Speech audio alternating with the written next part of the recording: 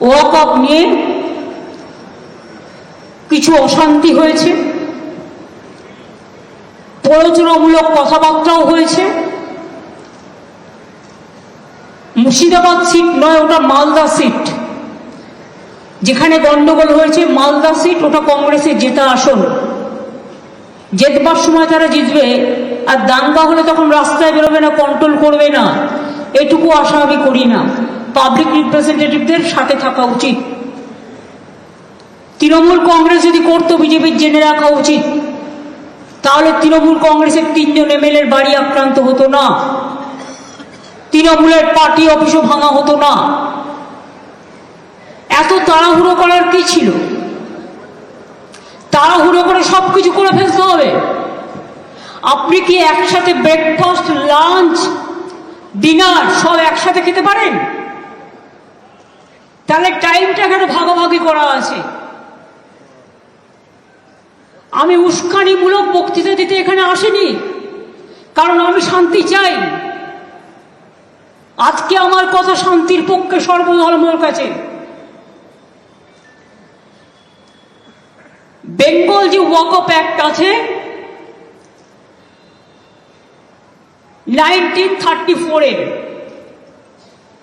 provincial legislation, দেন ওয়াকফ act national হয় 1954 এ, দেন ওয়াকফ act national 1995, নাও ওয়াকফ amendment act 2025,